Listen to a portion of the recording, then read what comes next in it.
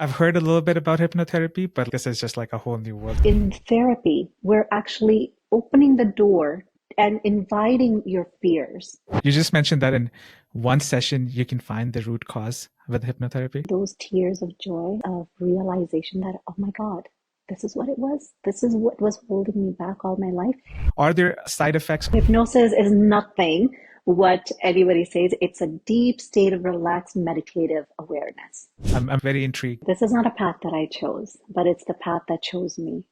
What are some qualities that indicate that somebody is living a good and a happy life? Your issue that we think is the issue is never the issue. Every day is a new day. Every day is a new opportunity. Going into the same loop and ending up with the same people in the same relationship and same situation over and over again. 7 deaths a day due to overdose of drugs. You cannot fill that void, but you can learn to live with it. It's not going to change. It's a pattern. It can be dangerous because now you are revisiting a scenario that was detrimental. It was traumatic. And that's what I deserve. There's no light at the end of the tunnel. How do you change that mindset? The moment you decide to change that this is not me, I no longer choose to experience this. Back to like childhood trauma. Behind that mask, there's so much trauma and there is so much pain and sorrow. Is our past real? You can take a year, you can take 2 years, you can take a lifetime. Do you think people get comfortable with pain? We don't know what others are going through. Back to that stigma piece, and especially around South Asian community, because I think we need to address that. Nobody sees you behind those doors when you are tackling with those darkness. You're more braver than you think that you are. Your current situation, whatever it is, it's not permanent. And the change that you seek is possible and is available to you.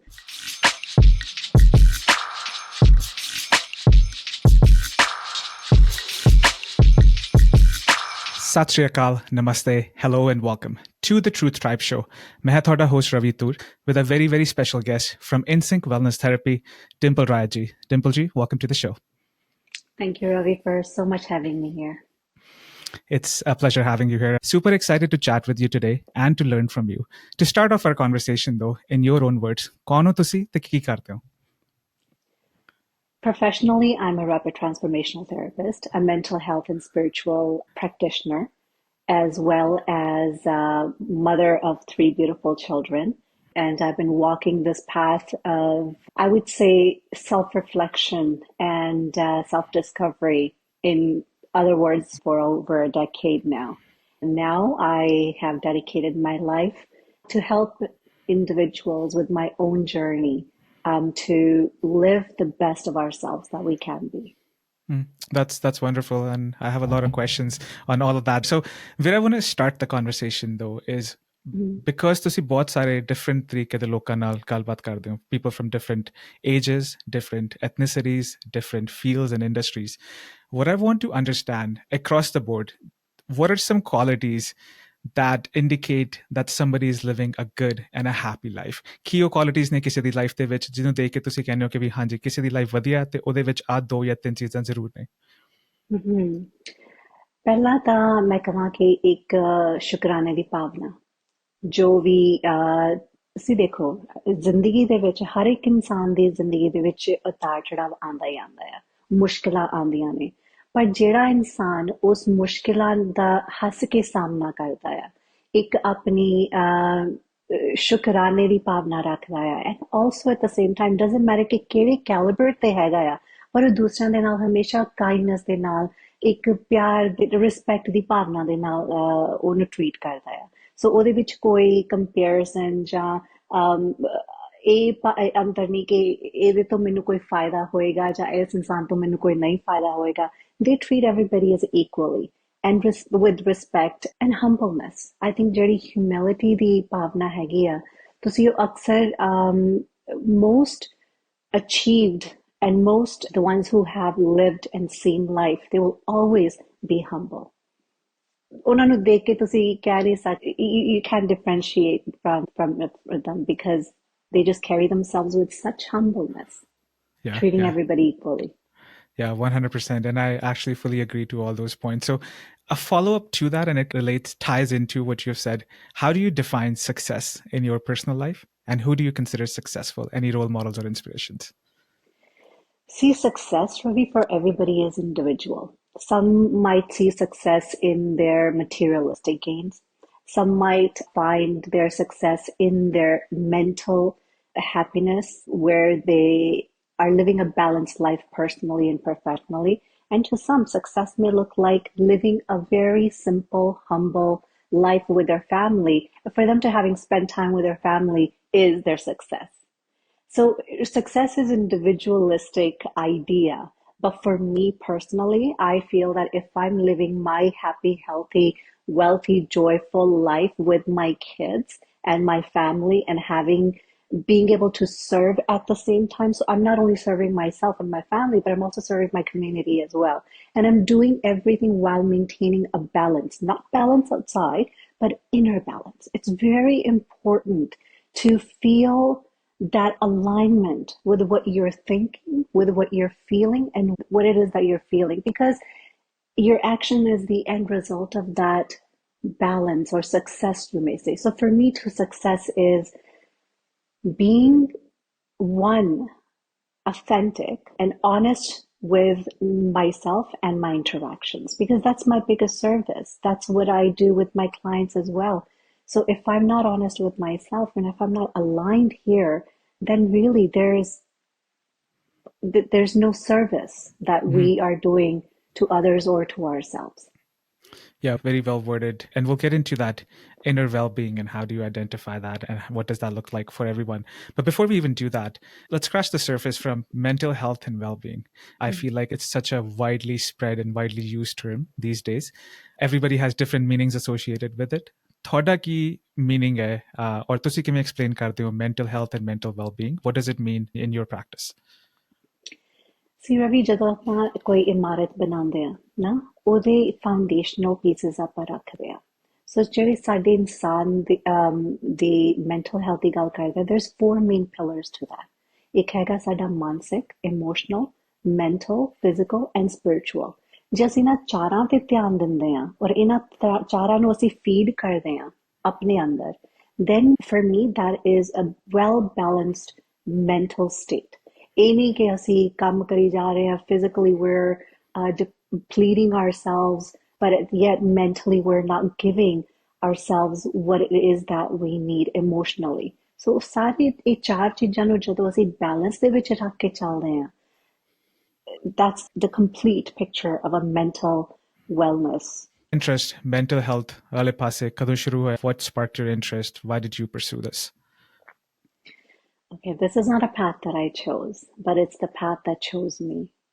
And the reason why I say that is because, as I mentioned earlier, that I had walked the path of spirituality for over a decade, meaning I've been practicing meditation and teaching meditation. And along with that, it comes with a responsibility for yourself and others, which I was happy doing because it was giving me an opportunity to help individuals with their day-to-day issues.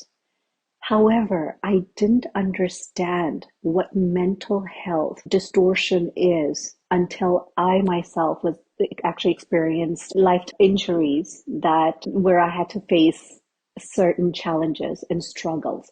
And those struggles, see, if you were to look at me, everything looked fine on the surface, but internally there was a lot of shifts that were happening. There were changes that were happening within me because of the certain limitations of the injuries. Now I was not the same person that I was before.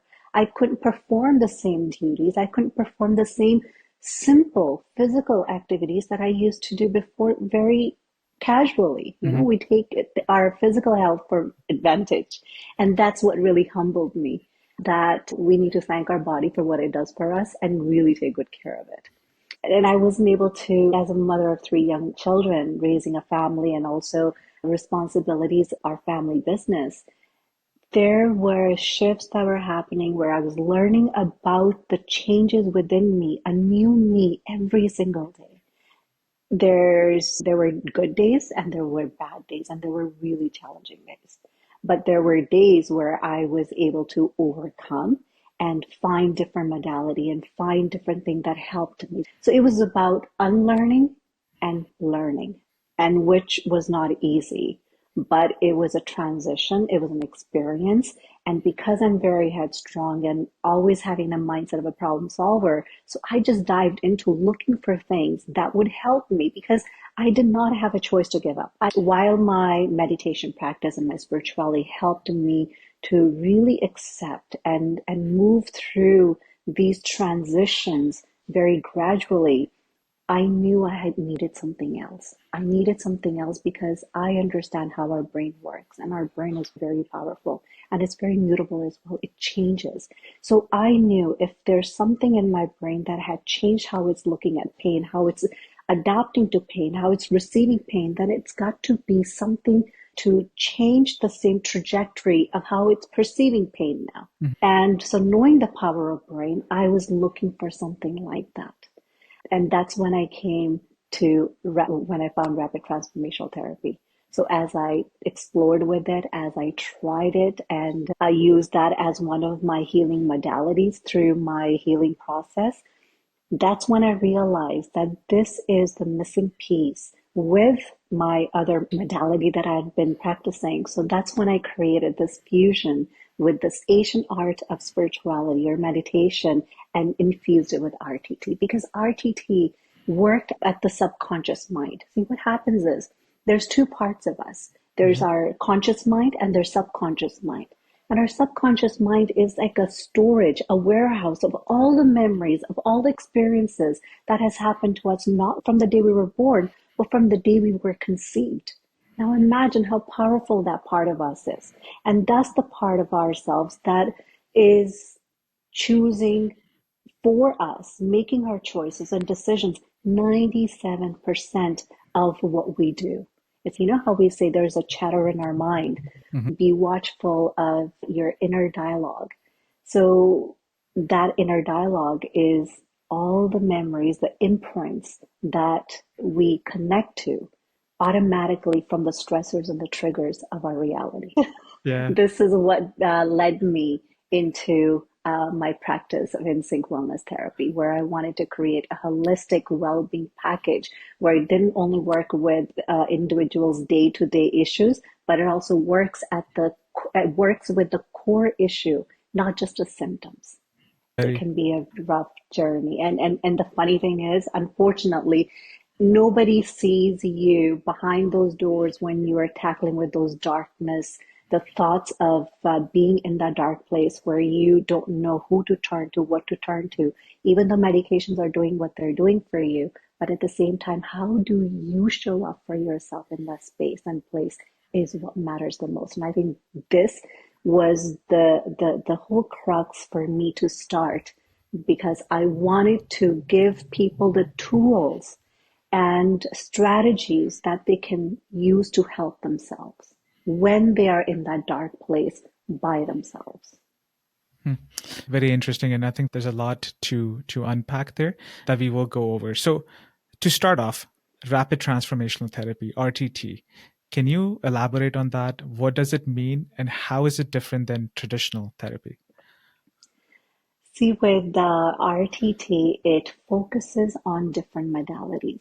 And as I mentioned, it works at the subconscious level. So meaning it's not symptom based. It is working at the root cause of when, where, and how this issue started for you. Because what happens is, now, for example, going back to my injuries, something happened. It re-triggered within me a trauma that was probably latent from God knows how long, since my childhood.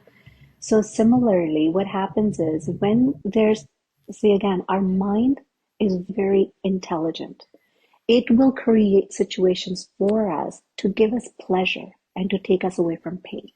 And anything that it feels that is giving you pain, it will create certain symptoms within you, in your body, either through disease or either through certain habits, certain beliefs, which it thinks is protecting you from. But in reality, the subconscious mind doesn't have a filter. It doesn't know whether it's the right thing or the wrong thing, or whether it's helping you or it's not helping you. So that's where working with the subconscious mind really helps. Also, different modalities are used within that, such as cognitive behavioral therapy, psychotherapy, there's NLP, neuroplasticity, and it's all done in the subconscious mind through the vehicle of hypnotherapy. So that's why it's very effective, it's permanent, and it's called rapid. And usually, if there's a situation or issue that we're working with, usually in the first session is where we're able to diagnose and find the root cause of the issue. And then we work towards the healing and whichever changes that we need to make through the coaching. Wow. So you have my attention there. So you just mentioned that in one session, you can find the root cause with hypnotherapy. Is that correct? Absolutely. Oh. And every single session that I have had, I have been amazed at the power of how effectively and efficiently we have been able to get to the root cause of the issue it is. And here's the amazing part. Your issue that we think is the issue is never the issue. It's something else, which is discovered through the session, in the first session. Wow. I need to unpack that a little bit more. So I've had a few conversations with some of other professionals within this space, and a usual therapy session could range 20 sessions, 25 sessions in some cases, because you really have to work on those issues and like really get to the bottom of it and get feedback and kind of critique. So I'm interested to know what the session looks like. So let's say I'm a patient. I walk up to you and I need help. Can you walk me through of what's being conducted within this 1 hour? And then again, once we get into that, then I have some follow-up questions, but let's start there.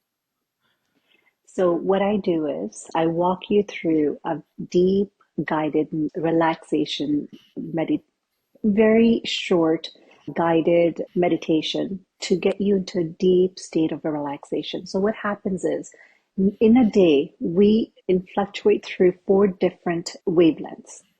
I'm not sure if you've heard of beta, alpha, delta. Okay. So these are the conscious awareness that one is going back and forth through. So let's say, for example, we've all experienced it as well. So let's say when you're falling asleep, that's the state when you're completely relaxed. Like your mind is thinking, it's active, but your body is completely relaxed. And then right in the moment in the morning, the first thing when you wake up, that is the stage where you're conscious, but your body is completely relaxed, meaning there's not much thoughts happening there. The traffic is very slow. Mm-hmm. So similarly, in the session, I take you to an alpha state of wavelength where your conscious mind is at rest and your subconscious mind is active. So what that means is that it's very easy for us to get the information from the conscious mind that is dormant in the background. Once you're in that state, then we do our session in which we go back to 2 to 3 significant scenes or 4 significant scenes in your life that has all to do with what, when, and why that issue started for you. And what is that issue doing for you now and today? And what belief systems did you have then that you're still carrying with you today that are affecting your choices and decisions and your life now? And why? What is the role? What is the purpose? What is the function? And what intent does that issue have for you right now? Right in that session, right there, what we have found out that it didn't start for you today. It was the trigger that triggered whatever the memory connecting with it. And now let's say something happened to you at 6-year-old. Simple thing. Let's say you witness a conflict in a family. Mm-hmm. And in that conflict, there was something that you held or you perceived, you believed that you're helpless, you couldn't do anything to help, and you some way blamed yourself and that guilt that you carry. Something happened today that re-triggered that same emotion, right? Mm-hmm. So it's basically going back to the part saying that this is not you anymore. You're not in the same situation anymore. And whatever that happened there, it was the best that you could do in the time based on the information that you had. However, you're not 6-year-old in that situation anymore. Now you are 30, 40, and you are in control to make your choices and decisions and so forth. So what's happened is you've changed the trajectory, you've changed the storyline in the subconscious mind. Now it no longer holds the same power today. It's still there, but it has no power because now your subconscious mind doesn't connect that connection to there. We put that connection to rest by addressing it, by acknowledging it. And now by saying, okay, we no longer need your help because you've done your part, but now it's for me to take the driver's seat. So it's like conversation and series of modalities that we work. And then after that, I create an audio for you that you listen to for a minimum of 30 days for the neural paths that we've created to reinforce the same ideas. And what are these audio files like? What's in there? It's the customized audio that I create for you based on the changes that you have wanted in your session. Whatever that we have discovered, whatever your belief system was, to now give it new ideas, give it new reinforcement. Because, see, our mind is only going to go towards what is familiar, what feels comfortable to you, what have you done before. Now that through the session we have changed the storyline, now we're introducing new ideas. Now we're introducing new way of thinking, new way of showing up. So those are the neural paths in your brain that are being created. And in order to reinforce those ideas is the audio that is created for you, customized, that you listen to. So you reinforce the new ideas where it becomes a natural way for you to work. So now if you're operating from reactive side of it and fear-based, now your mind knows, oh, okay, I don't have to feel unsafe. I am safe. Your nervous system is no longer on fight or flight mode. It's calm because you're teaching your mind different ways to remain calm and remain relaxed and to address your issues differently versus the same way, going into the same loop and ending up with the same people in the same relationship and same situation over and over again. You're breaking that pattern. You're creating new pattern. Yeah, so it's like being proactive about it and almost manifesting a better and good life for yourself and reinforcing it with these audios. Do you think that would be a correct statement? Manifesting, no, because manifesting is different than, I would say, reprogramming. Okay. You're actually reprogramming your mind to function differently than what it has been. And we're not doing that by denying what has happened. See, the thing is, most often we are so good at denying, dismissing, and completely overruling how we feel. On the contrary, in therapy, we're actually opening the door and inviting your fears, inviting those beliefs and having interaction with them, learning from them that what is it that it's doing for you now and why it feels that it needs to do that. It could be simple thing that, hey, you need to learn new skills. You need to learn how to communicate better. You need to speak up for yourself. You need to be able to express yourself emotionally, or you need to learn to say no. You need to create healthy boundaries because you have just become a people pleaser based on how you were conditioned in your childhood. So you just became the child who was a good child all the time. But now it's not working for you because now you're not a child living in your parents' house. Now you're married with kids and your kids are watching this and they're learning the same pattern.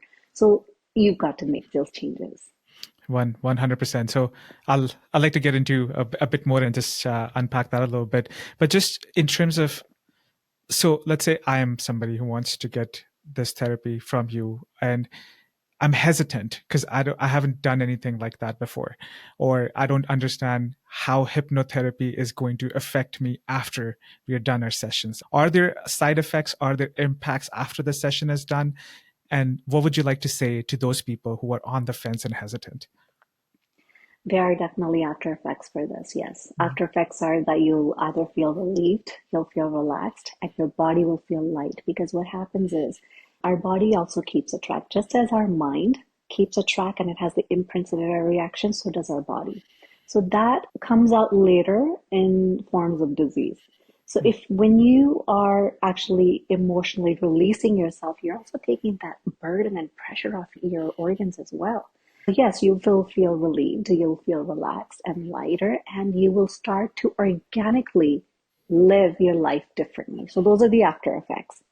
And as for the hypnotherapy, I know there's so many myths about hypnotherapy that you come and then they put you to sleep and they give you any suggestions and then you got to do what they do. But it is completely, I think the movies has over stereotyped hypnotherapy. Hypnotherapy is a state of awareness which we experience every single day. Mm-hmm. Like I said, it's a state of awareness right before we go to sleep and right when we wake up in the morning. That's hypnosis. You're in a state of hypnosis, meaning you're in a deep, relaxed state of mind. You're in control, you're aware, but your body feels limp and your body is not controlling you anymore. And that is the whole idea, because we don't want your conscious mind to be controlled. We want to remove all those blocks and really interact with you. And we are, in reality, like I said, mental, emotional, physical, spiritual. When we speak of spiritual, what spirituality? It's the spirit. The spirit within me. And our subconscious is the spirit. It's the whole memory.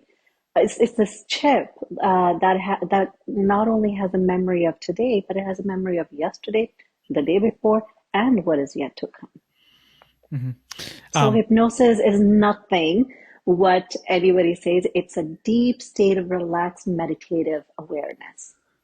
Yeah, I'm very intrigued, and this is new learnings for me too. And I've heard a little bit about hypnotherapy, but this is just like a whole new world. So thanks for letting us into it. And another thing I would like to add on to this, that if you are doing hypnosis by itself, that can be very dangerous.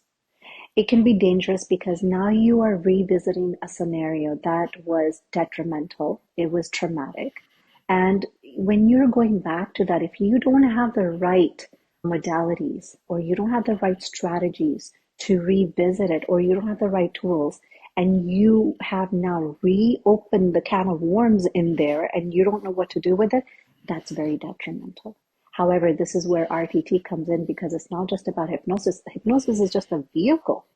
However, there's different modalities, different strategies that are used. So let's say, for example, if a child has been abused or sexually abused, there's techniques that are applied where they don't just get stuck and stay stuck in that state of awareness. They're able to release it and they're able to let it go, and they're able to give themselves. See, what happens is there's a lot of shame and embarrassment and guilt that is there, and that has been carried forward as a burden.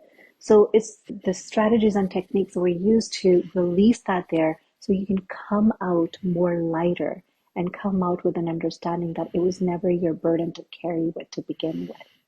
Yeah. That's why RTT is different than hypnosis.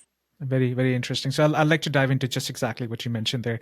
But before I do that, and pardon my ignorance here, so let's say I'm the person who has gone through that session. Do I remember the session after the fact? Or is it like how they show in movies, so you do the snap and then you wake up and then all of a sudden you're out of it and you have no recollection of what happened in there? So what exactly happens after?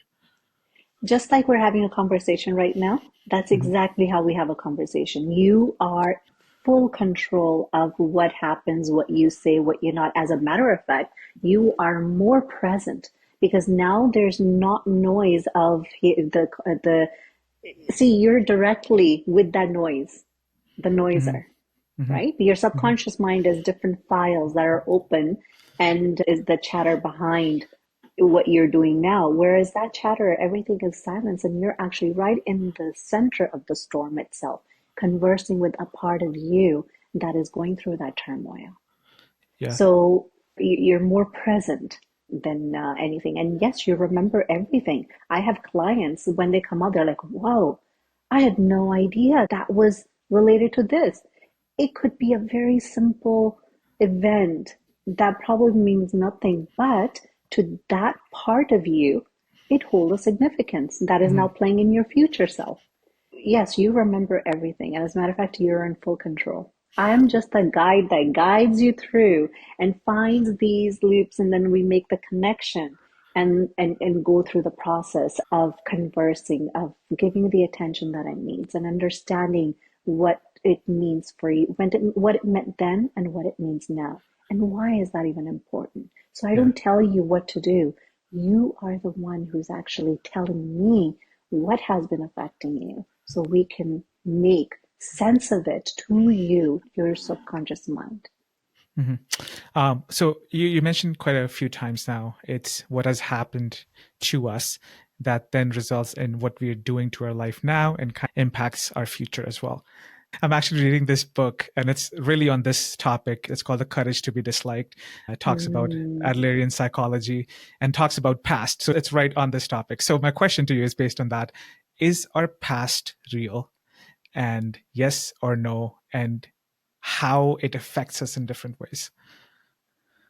See, your question of is our past real? It's like me asking you, did you actually go to sleep last night and you remember that? Did you eat what you had yesterday and you remember that? That is our past, Yeah. right? Yeah. The only difference is that there's certain past that we do not remember because, again, as I said, our mind is so powerful and so strong that if it knows that it's painful for you, it will create ways where you will disassociate yourself from that particular emotion or from that event completely. That's how powerful our mind is. And it will generate certain ways for you to think about not the person who the trauma was created from. You will form an opinion about yourself instead, which is detrimental, right? Is our past real? Very real. We are all the living examples of that. Like, why else would you explain certain people with certain natural abilities and skills and trades, and why is it that we connect with different people differently? There's certain people we feel a close connection with, and there's certain people we feel, oh, just the energy near them. You feel a sense. There's an intuitive power within you that is guiding you, and that is based on your experiences. And where do the experiences comes from? Not only our present, but our past as well. So absolutely, we are.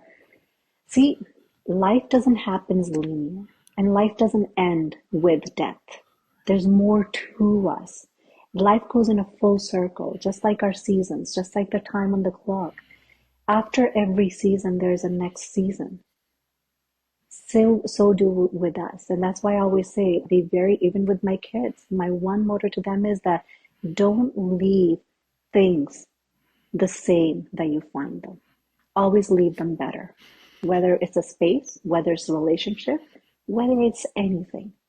Now they're kids, they don't understand that, but at the same time, I know it will one day help them understand what I mean by that. Similarly, what we leave, how we leave, we come back to it one way or the other. So we are the beings of our past, present, and future. Yeah. What would you like to say to people? So a lot of times we let our past dictate our present, and we think that everything we do is because of how things have happened to us. It's not going to change. It's a pattern, and that's what I deserve. There's no light at the end of the tunnel. How do you change that mindset? I say that is BS. It's a comfortable story that you're telling yourself because that's all you know. You haven't experienced different. You don't know different. But the change that lies ahead of you is the moment you decide to change that, yes, this is not me. This is not working for me. I no longer choose to experience this. That's when the door starts to open for you for what is next for you. For example, perfect example for me, I was given medication after medication. I was going through these changes that I was not understanding, and I went through therapy, did everything, physio, everything. But at the same time, I knew in my mind there's got to be something more. There's got to be something that works at not only my symptoms, but also gets to the root cause as well. Now, I'm not saying that journey is instant. It's going to happen overnight. No, everything takes time. It's a process that you've got to be patient with. So to the people who feel that there's no hope, that there is no light at the end of the tunnel, that they are somehow cursed with this life, I would say there's definitely hope. And yes, you've also got to understand that it's not your fault, because you there is a part of you that is resonating with that significant time that meant so much for you, that changed your trajectory. And like I said, that's a subconscious mind that tells you, hey, you're not good enough because of, remember what happened in the past, or things that you want are not available to you because remember in the past that's what happened, or meaning it's a storyline, internal storyline. So if you can take the courage to reflect on that, and once you reflect on it and then decide what kind of life you want. So usually we only think about what we have done, what we don't want, or how things have gone wrong. But if we shift that mindset and think, okay, how would my life be without this problem? How would I show up in my life without this problem? How would my relationships look like? What would my work look like? What would my daily routine look like? So give your mind a new way to think. Then you can definitely walk slowly towards that change and the shift that you want to experience in your life. And there's always light at the end of the tunnel. We have so much available today. Explore and experiment with what works for you. Do you think people get comfortable with pain and they don't want to change? Oh, absolutely. Like I said in the beginning, it's their comfort zone. It's familiar. Whatever is familiar to you, you will hold on to it. It becomes a part of our identity. It becomes a part of our identity because you don't know how would you live without this pain? What would your life look like without this pain? And it's just easier to work with that pain. And having said that, I would like to add another thing is that going back to how our mind works so well for us, it's just if there's something that you're not able to progress over, your mind will create condition like procrastination, or it will create migraines or certain pain, which means that it will give you a good enough reason to say, hey, I'm not able to do this because of this and this and this. So we actually own our limitations, and we speak so with, what's the right word? Entitlement, that I am not Yeah. able to do this because of this and this, Yeah. which means I have a good enough reason. Nobody can say anything to me. So that's another way of our mind helping us to get away from what feels painful to us. Absolutely. A lot of what we've discussed so far, it's going back to like childhood related issues, childhood trauma, if you may. In South Asian families, especially, it's sometimes it's not a consideration that there is something like childhood trauma. And it doesn't have to be as drastic. It could be something very subtle as well, right? So what is your definition of childhood trauma, and what do you want to tell to, let's say, our community? What qualifies, what doesn't qualify? What are some things to look for? So, Ravi, like you said already in the intro, that childhood trauma is not something that has to happen to you, other than, of course, sexual abuse, any kind of violence, or going through death. It could be something you have been observing conflict within the family. It could be something that happened at the school with the peers, something very simple, but it connects to you because you feel you've witnessed others go through that. So, trauma is what is something doesn't resonate with you and something that is not okay with you.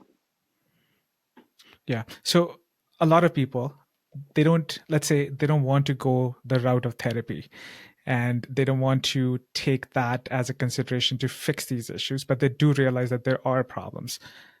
What else can they do, if anything? See, first of all, it's the understanding that when we talk about therapy or we talk about healing, it doesn't mean that there's something wrong with you that you need to fix. There's nothing like that. It's in the morning, we clean up our house every day. After cooking, we wash dishes every day. We keep up, we do tidying up. Same thing, like when we were coming back to the four pillars. If physically you give your body good diet and you're exercising, those are your physical needs that you're meeting. So similarly, with our emotion, to keep our emotional regulation, to regulate ourselves emotionally, we must understand what's happening in my inner world, right? So if inside of you there is noise, if inside of you there's a conflict, and if inside of you there's pain, that you feel frustration, then that means that's a good indicator. That's your body telling you as well that something is not right somewhere, right? So physically, if we get sick, we'll go to the doctor and we'll get medication. Yeah. Similarly, there's nothing wrong with going to a professional saying, hey, I'm feeling off, I'm getting frustrated very easily, or I become very reactive, or I get angry very fast. Can you help me unravel my emotional well-being? It's just, if we change that perspective and the mindset, that rather than stigmatizing it, that there's something wrong with this person and they're not able to handle themselves, it's basically saying, you know what, we need to tune up something that needs attention in our household. Similarly, internal well-being. Anxiety and depression. And I Yes. want to speak from a point of view, let's say a Punjabi family, right? Because ਕਈ ਵਾਰੀ families ਦੇ ਵਿੱਚ ਹੁੰਦਾ, they don't think anxiety is an issue, especially older generations. ਕਿਉਂਕਿ I recently heard somebody say ਸਾਡੇ time 'ਚ ਤਾਂ ਇਦਾਂ ਦੀ ਚੀਜ਼ਾਂ ਹੁੰਦੀਆਂ ਨਹੀਂ ਸੀਗੀਆਂ, ਇਹ ਥੋੜੀ ਨਵੀਂ ਕਾਢ ਕੱਢੀ ਹੋਈ ਹੈ ਪਿਛਲੇ ਕੁਝ ਸਾਲਾਂ ਦੇ ਵਿੱਚੋਂ. What is your understanding of that issue? How do you want to address that statement? ਸੀ ਉਹ ਆਪਣੀ ਜਗ੍ਹਾ ਸਹੀ ਆ. ਉਹ ਆਪਣੀ ਜਗ੍ਹਾ ਤਾਂ ਸਹੀ ਆ ਕਿਉਂਕਿ ਜਦੋਂ ਆਪਾਂ ਹੁਣ ਆਪਣੇ ਡਾਇਨਾਮਿਕਸ ਦੇਖੀਏ, ਪਹਿਲੇ ਸਾਡੀ ਫੈਮਲੀਜ਼ ਇੱਕ ਯੂਨਿਟੀ ਦੇ ਵਿੱਚ ਰਹਿੰਦੇ ਸੀਗੇ, ਇਹ ਪੂਰੀ ਕਮਿਊਨਿਟੀ ਦੇ ਵਾਂਗੂ ਰਹਿੰਦੇ ਸੀਗੇ. ਹੁਣ ਜਦੋਂ ਅਸੀਂ ਆਪਣੀ ਜ਼ਿੰਦਗੀ ਨੂੰ ਦੇਖਦੇ ਹਾਂ, we become very individualistic as nuclear families. ਜਾਂ ਦਿਲ ਦੀ ਜੋ ਵੀ ਅੰਦਰ ਦੀ ਪੜਾਸ ਹੁੰਦੀ ਸੀਗੀ, ਅਸੀਂ ਕੱਢ ਦਿੰਦੇ ਹੁੰਦੇ ਸੀਗੇ, ਹੈ ਨਾ? So similarly with men as well. So dynamics ਜਿਹੜੇ ਸੀਗੇ ਉਹ ਅਲੱਗ ਸੀਗੇ. ਹੁਣ ਅਸੀਂ ਜੇ ਦੇਖੀਏ, we are beings, individualistically ਸਾਨੂੰ ਰਿਸ਼ਤੇ ਵੀ ਚਾਹੀਦੇ ਆ, ਸਾਨੂੰ ਕਨੈਕਸ਼ਨ ਵੀ ਚਾਹੀਦੇ ਆ, ਔਰ ਬੌਂਡਿੰਗ ਵੀ ਚਾਹੀਦੀ ਆ. ਤੇ ਹੁਣ ਅੱਜ ਕੱਲ੍ਹ ਜਿੱਦਾਂ ਅਸੀਂ ਕਿਹਾ ਕਿ ਇੰਡੀਵਿਜੂਅਲਿਸਟਿਕ ਜਿਹੜੀ ਸਾਡੀ ਸੋਚ ਹੋ ਗਈ ਹੈ, ਨਿਊਕਲੀਅਰ ਫੈਮਲੀਜ਼ ਜਿਹੜੀਆਂ ਆ ਗਈਆਂ, ਉਹਨਾਂ ਦੇ ਵਿੱਚ ਕਨੈਕਸ਼ਨ ਦੇਖਿਆ ਜਾਵੇ ਤਾਂ ਬਹੁਤ ਘੱਟ ਮਿਲਦਾ ਦੇਖਣ ਲਈ, ਹੈ ਨਾ? ਕਿਉਂਕਿ ਦੋਨੇ ਮਾਂ ਬਾਪ ਕੰਮ ਕਰਦੇ ਆ, ਬੱਚੇ ਇਨ ਅ ਵੇ ਆਪਣੇ ਆਪ ਨੂੰ ਰੇਜ਼ ਕਰਦੇ ਆ. ਸੋ ਉਹਦੇ ਵਿੱਚ ਜਿਹੜਾ ਕੰਫਰਟ ਹੁੰਦਾ, ਇੱਕ ਕਮਿਊਨਿਟੀ ਦਾ, ਇੱਕ ਫੈਮਿਲੀ ਦਾ, ਇੱਕ ਬਿਲੋਂਗਿੰਗ ਦਾ, ਉਹ ਕਨੈਕਸ਼ਨ ਦਾ, ਉਹ ਜਦੋਂ ਅੰਦਰ ਨਹੀਂ ਹੁੰਦਾ, ਫਿਰ ਇਹ ਚੀਜ਼ਾਂ ਜਿਹੜੀਆਂ ਹੁੰਦੀਆਂ ਇਹ ਸਰਫੇਸ ਕਰਨੀਆਂ ਸ਼ੁਰੂ ਹੋ ਜਾਂਦੀਆਂ. ਸੋ ਹੁਣ ਜਿਹੜੀ ਸਾਡੀ ਪੁਰਾਣੀ ਪੀੜ੍ਹੀ ਆ, ਉਹਨਾਂ ਨੂੰ ਸਮਝਣ ਲਈ ਮੁਸ਼ਕਿਲ ਤਾਂ ਹੁੰਦੀ ਕਿਉਂਕਿ ਉਹਨਾਂ ਨੇ ਐਕਸਪੀਰੀਅੰਸ ਨਹੀਂ ਕੀਤਾ, ਔਰ ਜੇ ਐਕਸਪੀਰੀਅੰਸ ਕੀਤਾ ਵੀ ਸੀਗਾ, ਉਹਨਾਂ ਦੇ ਕੋਲ ਹਮੇਸ਼ਾ ਹੈਲਪ ਸੀਗੀ, ਇੱਕ ਸਪੋਰਟ ਸਿਸਟਮ ਸੀਗਾ ਜਿਹਦੇ ਵਿੱਚ ਉਹ ਆਪਣੀ ਸਾਰੀ ਜਿਹੜੀ ਸੋਚ ਹੁੰਦੀ ਸੀਗੀ, ਫੀਅਰ ਬੇਸ ਸੋਚ ਹੁੰਦੀ, ਅਨਸਰਟਨਟੀਜ਼ ਕਿਸੇ ਚੀਜ਼ਾਂ ਦੀ ਹੁੰਦੀਆਂ ਸੀਗੀਆਂ, ਉਹ ਜਦੋਂ ਅਸੀਂ ਗੱਲ ਕਰ ਦਿੰਦੇ ਹਾਂ ਉਹ ਸਾਡੇ ਸਰੀਰ ਦੇ ਵਿੱਚ ਨਹੀਂ ਰਹਿੰਦੇ. ਮੀਨਿੰਗ ਕਿ ਜਦੋਂ ਸਰੀਰ 'ਚ ਨਹੀਂ ਰਹਿੰਦੇ, ਉਹਦਾ ਫਿਜ਼ੀਓਲੋਜੀਕਲ ਰਿਸਪੌਂਸ ਦੀ ਅਨਸਰਟਨਟੀ, ਕੌਨਫਲਿਕਟ, ਉਹ ਅਸੀਂ ਕਿਹਦੇ ਨਾਲ ਗੱਲ ਕਰਦੇ ਹਾਂ? ਕਿਸੇ ਨਾਲ ਵੀ ਨਹੀਂ ਸ਼ਾਇਦ ਇੰਨੀ ਡੈਪਥ ਨਾਲ ਕਰਦੇ. ਸੋ ਹੁਣ ਉਹ ਸਾਰਾ ਕੁਛ ਅੰਦਰ ਸਟੋਰ ਹੋ ਰਿਹਾ ਸਾਡੇ ਸਰੀਰ ਤੇ. ਹੁਣ ਉਹ ਸਰੀਰ ਨੇ ਕਿੰਨਾ ਸੰਭਾਲਣਾ, ਉਹਨੇ ਕੁਛ ਨਾ ਕੁਛ ਤਾਂ ਉਹਦਾ ਰਿਸਪੌਂਸ ਦੇਣਾ ਹੀ ਹੈ ਨਾ. ਸੋ ਉਹ ਐਂਗਜ਼ਾਇਟੀ ਦੇ ਜ਼ਰੀਏ ਬਾਹਰ ਆ ਜਾਂਦਾ ਆ. ਤੇ ਹੁਣ ਮੈਂ ਇਹ ਕਹਿਣਾ ਚਾਹਾਂਗੀ ਕਿ ਸਾਡੀ ਜਿਹੜੀ ਪੁਰਾਣੀ ਪੀੜ੍ਹੀ ਹੈਗੀ ਆ, ਉਹਨਾਂ ਦਾ ਟਾਈਮ ਹੋਰ ਸੀ, ਇਹ ਟਾਈਮ ਅਨਫੋਰਚੂਨੇਟਲੀ ਹੋ ਰਿਹਾ. ਅਸੀਂ ਇੰਨੇ ਲੱਕੀ ਨਹੀਂ ਹੈਗੇ ਕਿ ਜਿੰਨੇ ਉਹ ਲੱਕੀ ਸੀਗੇ. ਸੋ ਉਹਨਾਂ ਦੀ ਥੋੜ੍ਹੀ ਜਿਹੀ ਜੇ ਇਹ ਕੰਪੈਸ਼ਨ ਤੇ ਅੰਡਰਸਟੈਂਡਿੰਗ ਦੇਖਣ ਕਿ ਅੱਜ ਦੀ ਜਿਹੜੀ ਪੀੜ੍ਹੀ ਆ ਨਾ, ਉਹ ਬਹੁਤ ਹੀ ਡਾਮਾਡੋਲ, ਅੰਦਰੋਂ ਵੀ, ਮਾਨਸਿਕ ਤੌਰ ਤੇ ਵੀ, ਤੇ ਬਾਹਰ ਵੀ ਜਦੋਂ ਅਸੀਂ ਦੇਖਦੇ ਹਾਂ ਕਿੰਨਾ ਕੁਛ ਹੋ ਰਿਹਾ ਹੈ ਨਾ. ਕੋਵਿਡ ਤੇ ਇਹਨੇ ਸਭ ਕਿੰਨੀਆਂ ਸੁਸਾਈਡਸ ਹੋਈਆਂ ਸੀਗੀਆਂ. ਸੋ ਜਿਹੜੀਆਂ ਚੀਜ਼ਾਂ ਤੋਂ ਅਸੀਂ ਬਾਹਰ ਭੱਜਦੇ ਹਾਂ, ਆਪਣੇ ਆਪ ਨੂੰ ਡਿਸਟਰੈਕਟ ਕਰਦੇ ਹਾਂ, ਉਹੀ ਕੋਵਿਡ ਨੇ ਇੱਕਦਮ ਸਾਡੇ ਮੂਹਰੇ ਆ ਕੇ ਰੱਖ ਦਿੱਤੀਆਂ, ਹੈ ਨਾ. ਸੋ ਹੁਣ ਨਵੀਂ ਪੀੜ੍ਹੀ ਔਰ ਪੁਰਾਣੀ ਪੀੜ੍ਹੀ ਜੇ ਦੋਨੇ ਅਸੀਂ ਇੱਕ ਬ੍ਰਿਜ ਬਣਾ ਲਈਏ, ਉਹ ਜਿਹੜੇ ਗੈਪਸ ਹੈਗੇ ਆ ਉਹਨਾਂ ਦੀ ਪੀੜ੍ਹੀ ਦੇ, ਸਾਡੇ ਪੀੜ੍ਹੀ ਦੇ, ਉਹ ਅਸੀਂ ਤਾਂ ਹੀ ਪੂਰੇ ਕਰ ਸਕਦੇ ਹਾਂ ਜੇ ਅਸੀਂ ਦੋਨੇ ਇੱਕ ਦੂਜੇ ਨੂੰ ਸਮਝੀਏ, ਆਪਣੇ ਟਾਈਮ ਨੂੰ ਸਮਝੀਏ, ਅੱਜ ਦੇ ਟਾਈਮ ਨੂੰ ਸਮਝੀਏ, ਔਰ ਇੱਕ ਦੂਜੇ ਨਾਲ ਗੱਲਬਾਤ ਕਰਕੇ openly and create a space for each other. ਕਿ ਹਾਂ, ਜੇ ਤੈਨੂੰ ਇਸ ਗੱਲ ਦਾ ਗੁੱਸਾ ਲੱਗ ਰਿਹਾ ਆ ਜਾਂ ਇਹ ਨਹੀਂ ਹੋ ਰਿਹਾ, let me see how I can help rather than dismissing, ਹੈ ਨਾ. ਜੀ ਕਿਉਂਕਿ ਜਿਹੜੀਆਂ problems is because of the denial ਅਸੀਂ ਕਿੰਨੀ ਦੇਰ ਤੱਕ ਡਿਨਾਈ ਕਰ ਸਕਦੇ ਰਿਐਲਿਟੀ ਨੂੰ Exactly. And I think that's part of the reason why, ਕਿਉਂਕਿ ਇਸ ਟੌਪਿਕ ਬਾਰੇ ਗੱਲ ਹੀ ਹੋਣੀ ਹੁਣ ਸ਼ੁਰੂ ਹੋਈ ਹੈ ਪਿਛਲੇ ਕੁਝ ਸਾਲਾਂ ਸਪੈਸ਼ਲੀ ਸਾਊਥ ਏਸ਼ੀਅਨ ਕਮਿਊਨਿਟੀ ਦੇ ਵਿੱਚ ਸਾਰੇ ਡਿਫਰੈਂਟ ਟੌਪਿਕ ਸਰਫੇਸ ਤੇ ਆ ਰਹੇ ਨੇ ਤੁਸੀਂ ਇੱਕ ਚੀਜ਼ ਕਹੀ ਉਹਦੇ ਵਿੱਚ the number of suicides number has escalated. I don't have stats but I know Canada's number is about 4,000 approximately year after year for number of suicides. Another thing that depression, anxiety, trauma, all this leads into is also addictions rates in British Columbia, that's where we are, it's 7 deaths a day due to overdose of drugs. In South Asian community, alcohol is a big prevalent factor and it's part of addictions as well. What is your understanding of that issue? How is it affecting our communities? What can somebody do to counter those? ਸੀ ਅਸੀਂ addiction ਉਦੋਂ ਹੀ ਸਾਥ ਲੈਂਦੇ ਹਾਂ ਜਦੋਂ ਸਾਨੂੰ ਕੋਈ ਹੋਰ support system ਨਹੀਂ ਮਿਲਦਾ what is addiction? It's a way to support yourself, to numb the pain that you're experiencing. And why does one resort to it? Simply because they don't know any other way, and that's unfortunate. ਜੇ ਅਸੀਂ ਇਹ actually conversations ਘਰਾਂ ਦੇ ਵਿੱਚ openly ਕਰੀਏ ਮਾਂ-ਬਾਪ ਆਪਣੇ ਬੱਚਿਆਂ ਨੂੰ ਕਹਿਣ ਕਿ ਦੱਸਣ ਕਿ ਬੇਟਾ ਜੋ ਵੀ ਤੁਸੀਂ ਬਾਹਰ ਕਰ ਰਹੇ ਹੋ ਭਾਵੇਂ ਗਲਤ ਚਾਹੇ ਸਹੀ we are your first supporters, we are your first people to go to, even though ਤੁਹਾਨੂੰ ਲੱਗੂਗਾ ਡਰ ਕਿ ਅਸੀਂ ਤੁਹਾਨੂੰ ਗੁੱਸੇ ਹੋਵਾਂਗੇ, of course ਅਸੀਂ ਗੁੱਸੇ ਹੋਵਾਂਗੇ, but at the same time we will be the first one and your support for you there. So ਬੱਚੇ ਦੇ ਵਿੱਚ ਡਰ ਹੀ ਨਹੀਂ ਰਹੇਗਾ ਹੁਣ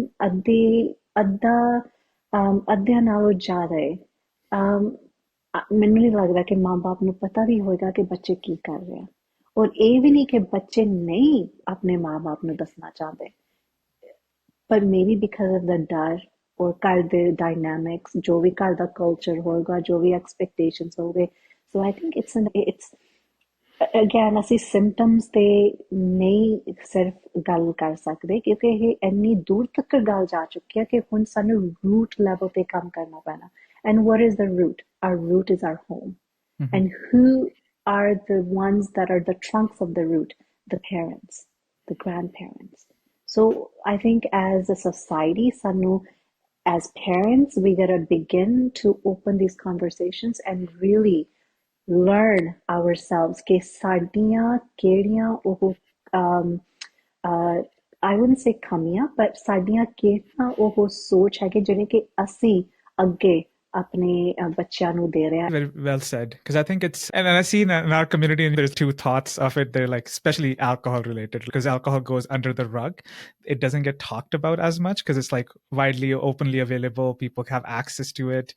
So it's considered okay.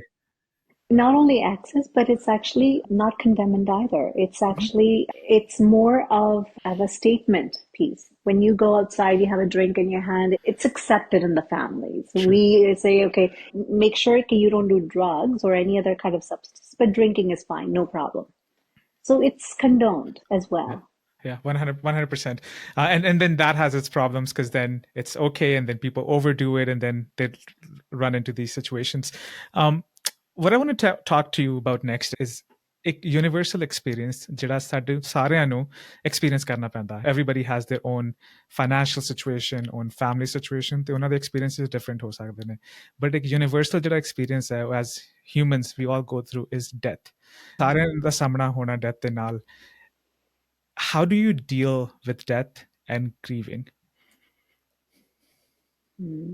Grieving is actually very important and unfortunately we don't give too much of importance to and see ਸਮਝਦੇ ਵੀ ਨਹੀਂ ਕਿ ਜਦੋਂ ਸਿਰਫ ਕਿਸੇ ਦੀ ਮੌਤ ਹੀ ਨਹੀਂ grieving ਸਿਰਫ ਮੌਤ ਦੇ ਕਾਰਨ ਹੀ ਨਹੀਂ grieving could take place for so many different reasons as well.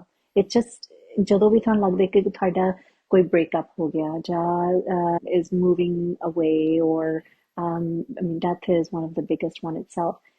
grieving ਦੇ ਵੀ ਕਾਫੀ stages ਹੈਗੇ ਨੇ ਔਰ ਪਹਿਲਾਂ ਤਾਂ ਸਾਨੂੰ ਇਹੀ ਨਹੀਂ ਸਮਝ ਆਉਂਦੀ ਕਿ ਅਸੀਂ actually grieving ਦੇ process ਦੇ ਜ਼ਰੀਏ ਜਾ ਵੀ ਰਹੇ ਹਾਂ ਕਿ ਨਹੀਂ ਕਿਉਂਕਿ ਅਸੀਂ deny ਕਰ ਦਿੰਦੇ ਹਾਂ dismiss ਕਰ ਇੱਕ ਕਦੀ ਕਹਿੰਦੇ ਨਾ ਕਿ I hear my clients say ਮੇਰੇ ਦਿਲ ਦੇ ਵਿੱਚ ਖੋਹ ਪੈਂਦੀ ਰਹਿੰਦੀ ਆ ਮੈਨੂੰ ਡਰ ਲੱਗਦਾ ਰਹਿੰਦਾ ਹਮੇਸ਼ਾ ਜਾਂ ਮੈਨੂੰ ਕਦੀ ਮੈਨੂੰ ਹਾਸਾ ਬਹੁਤ ਆਉਂਦਾ ਰੋਣਾ ਇੱਕਦਮ ਆ ਜਾਂਦਾ ਆ they have to understand that these are the process of grieving. These are different stages of grieving, Hannah.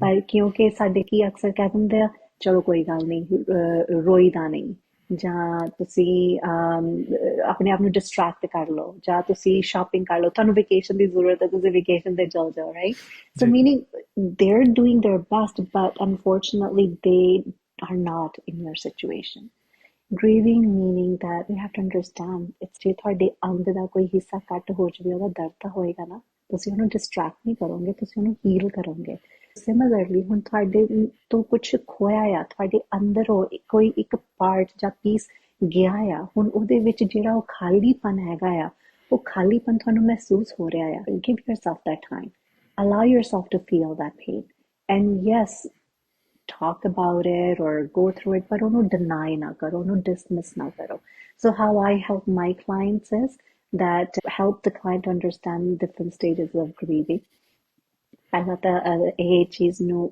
ਮੰਨਣਾ ਹੀ ਕਿ ਤੁਹਾਡੇ ਜੋ ਵੀ ਫਿਜ਼ੀਕਲ ਬਾਡੀ ਦੇ ਵਿੱਚ ਚੇਂਜਸ ਆ ਰਹੇ ਆ there's nothing wrong with it it's a part of it now it's also what you're thinking affects straight your body so let's talk about okay what are you feeling and how are you feeling and what did it mean so different stages we work through but again at the same time first one comes with acceptance accepting that I have lost that very crucial, important part of my life and the emptiness and the void within that.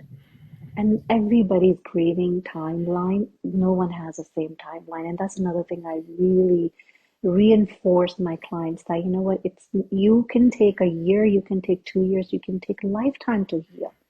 Nobody gives you timeline. However, you cannot fill that void, but you can learn to live with it. There's no way you can go around it, which most often we try to, but rather than going around it, we gotta go through it, and we'll go through it together. Right? Yeah. So you'll have some good days, you'll have bad days, but yeah, 100%. And I can share my personal example. Like I've had seen some very close family members and friends pass away, and in ways it affects me even till date. So if I go to a funeral or if I have to go to a funeral, it all comes back and I have a very hard time with it for days after that. As we discussed, it triggers all those events and then puts me in that mood where it's hard to deal with, right? And that's why I bring it up is how can one deal with it on a permanent basis? So thanks for highlighting that. Now, you talk to a lot of people, right? I can't even imagine the stories, the emotional weight that you carry in your day to day. Is there a particular story that comes to your mind or instance, again, you don't have to share the details, that was really hard to work through and that impacted you? Can you take us behind the scene? What was the scenario and how did that change your worldview? Oh, absolutely. See, one thing that I'm very blessed with, Ravi, that after every session, when I instantly see those tears of joy in clients' eyes of realization that, oh my God, this is what it was. This is what was holding me back all my life. It's like a sense of liberation that they feel. So I'm very blessed to see that and experience that. But one of the things that I would say I really have to work through and give it for transmutation is when I come across sexual abuse, especially a child. It's horrible to even share that a 3 to 5 month old child, you could put them through such agony. And so I think because me having 2 young daughters as well and myself, it's just those are the things that I really again, blessed to have that understanding, and meditation really helps me go through that. But at the same time, knowing that I have freed that child from that cage of their own self-limiting beliefs and the burdens that they've been carrying of someone else's actions is rewarding in itself. Yeah, I can't even imagine. And props to you for taking this on and really helping those people get back into their lives. So just want to give you a big shout out on that. Thank you. It's my fortune. It's my fortune that I'm able to do that. Yeah, 100%. Let's shift gears a little bit here. Your background, your upbringing. Can you walk us through with that? How was it growing up for you? What was like, now you are a mother of kids. So how has that changed and how difficult it is being a mother? Actually, being a mom has changed me for positive. I would say, I would actually give the credit of my shift in my beingness and the things that I needed to reflect my behaviors. And I'll share that with you. I am a chronic recovered people pleaser. And that is thanks to my daughters. Because when I had my daughters, I didn't see, the thing is, we're so conditioned, we don't even realize that we do this. And I had no idea, I didn't realize that either. So what had happened was something had happened, and when I acknowledged this within myself, I'm like, wait a minute, I don't want my daughters to pick on that and carry forward the same behavior. So that's when I started to change the trajectory of my recovering of people pleaser. So having said that, growing up, I grew up in India, born and raised in Punjab, and I was 11 when I came here to Canada, which was an eye-opener for me, especially going to school. Now in India, I was a free child. I was the child raised by the whole village, right? So you can just imagine the sense of freedom and the entitlement that I had. And it was that was the only way that I knew. However, when I came here, I could speak English, although I could understand it. When I started in grade 7 here, I was appointed one of the translator. And I have no idea what that translator said to the other kids who before were very helpful and kind to me. All of a sudden, they would give me the mocking side eyes, and I'm thinking to myself, what's going on here? So that was the day I decided to myself, Dimple, I'm going to learn English and I'm going to speak so well, so I'm going to be the voice for myself. I will not give others opportunity to speak for me. So you can say I was bullied when I came here because of my lack of speaking English. I guess I've been always very headstrong. I've taken the naysayers to, I'll show you. Because to me, see, this is the same mindset that led me into RTT as well. Because for me, I always believe if the universe has made everything available for us and has created a human being, a body, such a complicated mechanism, and yet works so efficiently, there's got to be answers to our questions. Mm-hmm. Or there's got to be a solution. If a problem is there, there's also got to be a solution too. It just depends on how far are you willing to go? What does that mean to you? So with that mindset, I've always faced my obstacles or challenges of life, you can say head on, because to me, they're opportunities to learn, to grow, because we are always ascending. And in our ascension, we have to give our tests. And these life challenges are our tests. So growing up, I think because my parents never restricted me, even though I was a girl, I was able to be open and become very adaptable, which really helped me moving here as well. Adapt to new country, new situations, and with a smile on my face without worrying about what anybody had to say or think. Yeah, So that really helped. 100 sounds kind of cliche, like every day is a new day, every day is a new opportunity. That perspective. Absolutely. I just want to jump into something that you said, people pleaser. So first and foremost, thank you for bringing that up. I think it's a lot of us don't realize it, but a lot of us fall into that category. Mm-hmm. Can you define A, what it means? B, why do you think you fell into that category? What led you to be a people pleaser? What were you trying to achieve out of that? See, for me, people pleasing came because, as I said, and then being raised as a free child, meaning with no restrictions and limitations, even with school, friendship, everything was it was a flow, and being leader of the pack, and coming here, it was completely different because I didn't belong. I had to create connection because I didn't feel the same connection. Number one, due to the culture, Mm-hmm. and secondly, due to the different environment altogether. Now, I was very blessed that I came to a very good family who took me in under their wings and guided me through certain situations. However, At the same time, I myself didn't want it to be burden for anybody either.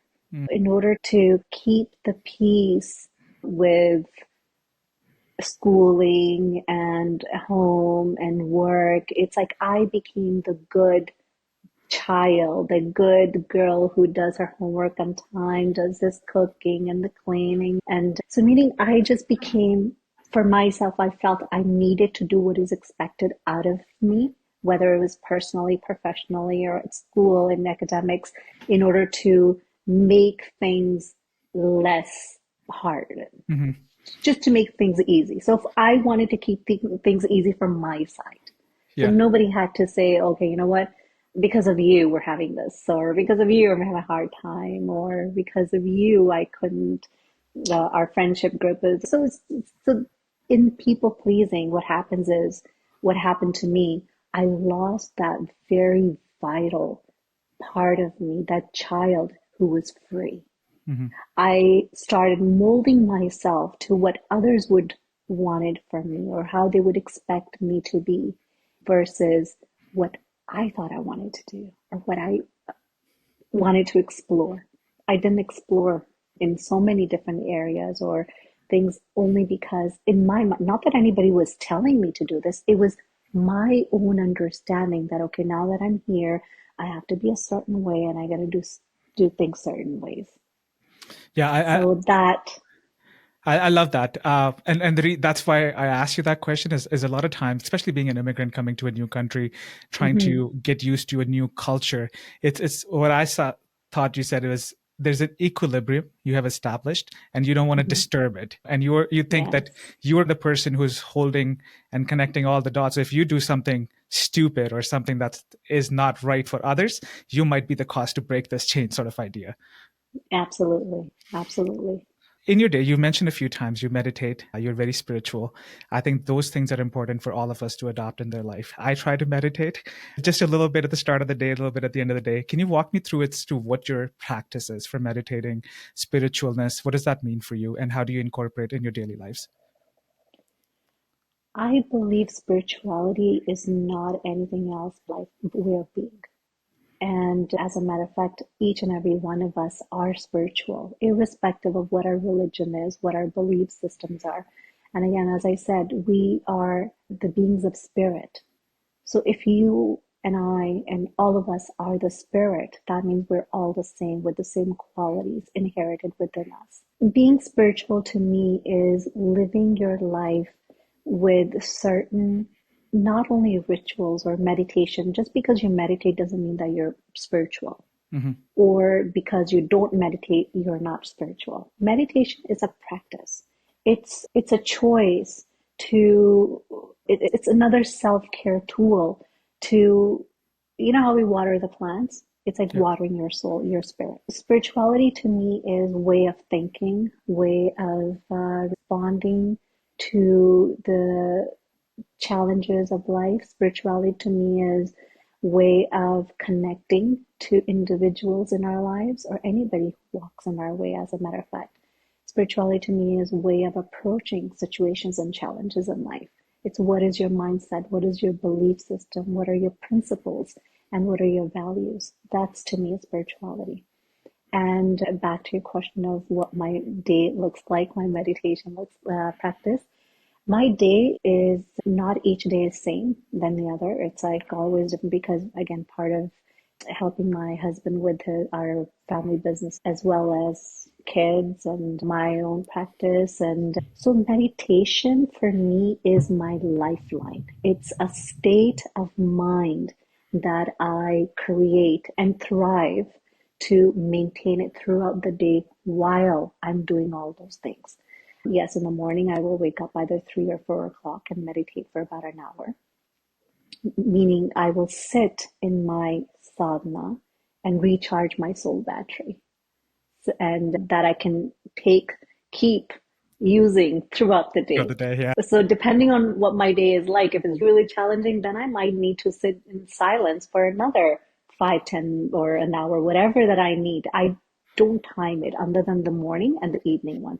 And throughout the ones that I need, I know I need, if you're driving more, then you need to fill up your gas more. Yeah. So similarly, that's how I take it and I use it. It's my fill up gas. Yeah. You're like your extra set of batteries there that you can. So just a question on that. And this is, again, my personal curiosity here. So when you say you meditate an hour in the morning, hour at night, what are you doing? Is it just silent meditation? Are you focusing on breathing? Are you focusing on any music? What does that look like? So there's different modalities even in meditation. So actually, meditation is completely different. Meditation is a yoga. It's a yoga that it's like right now there's a connection. You and I are talking, this is a form of yoga. So one could say, okay, this is meditation. When you're cooking, there's a connection. One can say that's meditation, right? But it really depends on what is the intent of your practice for that time being.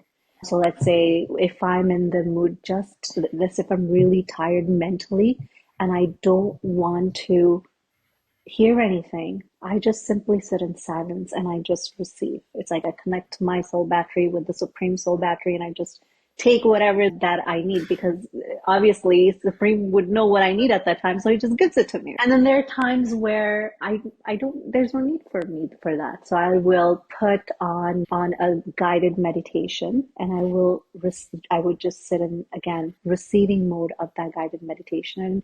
And there are times where I will feel my heart chakra is blocked. Mm-hmm. I'm feeling resentment for someone, or I'm feeling frustrated, or I'm feeling angry. Then I will just sit in reflective mode. I'm just basically observing my emotions and I'm observing the physiological responses. And because I want to know what's happening within me, right? Mm-hmm. And there are times where I am just sitting with music, just a subliminal music, and spreading the vibration. So there's series of things. It's not one thing all the time. It's like when you're hungry, you're not hungry for rap every time. One day you want something else, and one other day you want something else. So similarly with my meditation practice. But the only one, like I said, the morning and evening before going to sleep is the same, consistent. But throughout the day, it varies. Yeah, I love that. And thank you for sharing that as well. I have recently only started meditating, so about a year and a half, 2 years in religiously. And I only do 15, 20 minutes in the start of the day and 15, 20 minutes at the end of the day. And I'll encourage everybody to do it because it's definitely helped me in ways that I couldn't even think about. Are there any books that you would recommend us listeners and myself included to go check out? Absolutely. There's one on mental health. Your body keeps a score. And that book actually explains so well your mind-body connection between how the trauma affects our body and vice versa. And the second one, because we speak about subconscious mind, and subconscious mind is the key to the wellness, at least your mental wellness, I would highly recommend the book, The Subconscious Mind, because it gives you a deeper understanding about how it works and how powerful it is, how mutable it is, that it can be changed. Because if it can change functionally through any damages, then we can also change it structurally to learn new things. Don't give up on, back to your question that you had asked, how can one help themselves if they don't see any hope? Understand how your mind works and make it work for you. Yeah, thanks for sharing that insight and those books. I'm definitely ordering that today on Amazon. There's so many more, but those are the two that I could come up with that would help with this one here. Yeah, I love reading, so I can use all of them. If you could put anything on a billboard for the entire country of Canada to see, what's your message going to be and why? Oh, it's simple, but yet very hard to do. Be kind and compassionate, not only with others, but with yourself as well, because especially in today's days and age, we don't know what others are going through. Everybody wears a mask when we go out and everything could look good, but behind that mask, there's so much trauma and there is so much pain and sorrow that one carries, and you don't know what you could be triggering. So be very mindful of how you show up in other people's lives, because again, we want to leave people and spaces better than how we find them. So be kinder, be compassionate, and smile. You don't know how your smile is going to affect a stranger's life. 100% smile can do wonders. So in Canada today, I know there's a shortage of mental health professionals. After our conversation, I'm sure somebody might be there who wants to take this as a career. Who would you say would be a perfect fit to pursue this and be in this field? See, this profession requires empathy, compassion, and non-judgmental for individual situation. And if you feel that you would like to be part of someone's change to better or change the trajectory of their life, and you want to make a difference, this is for you. See, another thing is this actually I'm not even doing for anybody else. This is for me. Like I said, I didn't choose it, it chose me. So it's my fortune. That means I have been chosen to walk this path to create a change because it's my payoff. Not that I'm doing anybody else a favor, helping them, I'm helping myself. This is my fortune that I'm creating. And you're doing it in a superb way. So keep on with that. What does the future hold for you? What can we expect from you over the next couple of years here? Life changes in a matter of seconds, but whatever second that I do have, I want to use this to make it a better world, make it a better world for myself, for others, my kids, and I want to be an advocate of, we hear self-love and self-care. That's my vision, to see in each home, each family member taking care of their mental, emotional, physical, and spiritual health. And the change that we really want to bring out there, it starts with us. So if we begin to take care of our own traumas, of our own triggers, and learn the art to emotionally regulate ourselves, then we are creating that change that we want to see in others. It's been lovely chatting with you here today. You shared quite a lot of information, took us deep down into what transformational therapy is, how do you help patients, what do we need to do. I'm confident that anyone who is listening, including myself, will be able to take bits and pieces out of it and implement in our lives to make a change. Before I let you go today, though, any final closing comments, any parting thoughts? Thank you for making me part of your podcast and to create this platform to share my experiences, which actually this is the first platform I've shared my personal experiences on. And to create that space for me, thank you so much. And I would like to also say one thing, that you're more braver than you think that you are. Your current situation, whatever it is, it's not permanent. And the change that you seek is possible and is available to you. You just got to be brave enough to take that first action, because your past does not define you, and neither does your pain can have the whole trajectory of your future. You are in control and in charge. You just got to take the first step to do so. 100%. That's a perfect message to end the show on. Thank you once again for your time. Thank you.